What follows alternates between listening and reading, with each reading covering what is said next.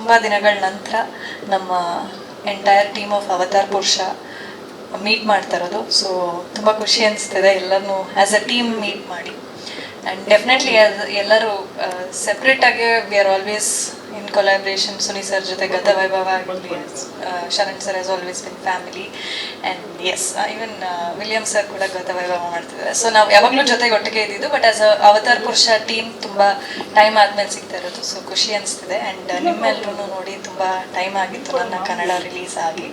So very happy that avatar ಪುರುಷ part 2 22nd release ಆಗ್ತಾ ಇದೆ. ತುಂಬ ಜನ ಹೋಗಿದ ಕಡೆ ಎಲ್ಲ ಈಗ ತೆಲುಗು ತಮಿಳ್ ರಿಲೀಸ್ಗಳಾಗ್ತಾ ಇತ್ತು. ಸೊ ಎಲ್ಲರೂ ಕೇಳ್ತಾ ಇದ್ದಿದ್ದು ಅವತಾರ್ ಪುರುಷ 2 ಯಾವಾಗ ಅಂತ. ಎಲ್ಲಿ ಹೋದ್ರೂ ಜನ ಕೇಳ್ತಾ ಇದ್ರು. ಸೊ ಖುಷಿ ಅನಿಸುತ್ತೆ. ಈ ರೀತಿಯಾಗಿ ಒಂದು ಎಕ್ಸ್ಪೆಕ್ಟೇಷನ್ ಇದೆ ಸಿನಿಮಾ ಬಗ್ಗೆ. ಸಾಕಷ್ಟು ಜನ ಥಿಯೇಟರ್ ನೋಡಿದ್ರು.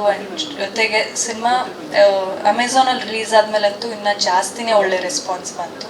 ಸೊ ಈ ಸಲ ತಿರ್ಗಾ ಅಮೆಝಾನ್ಗೆ ಬರಲಿ ಅಂತ ವೇಟ್ ಮಾಡಬೇಡಿ, ಎಲ್ಲರೂ ಹೋಗಿ ಥಿಯೇಟ್ರಲ್ಲೇ 22nd of ಮಾರ್ಚ್ ನೋಡಿ.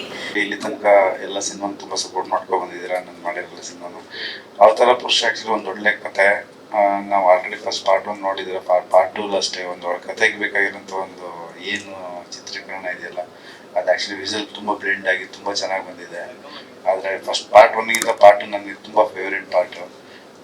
ತುಂಬ ಚೆನ್ನಾಗಿ ಬಂದಿದೆ.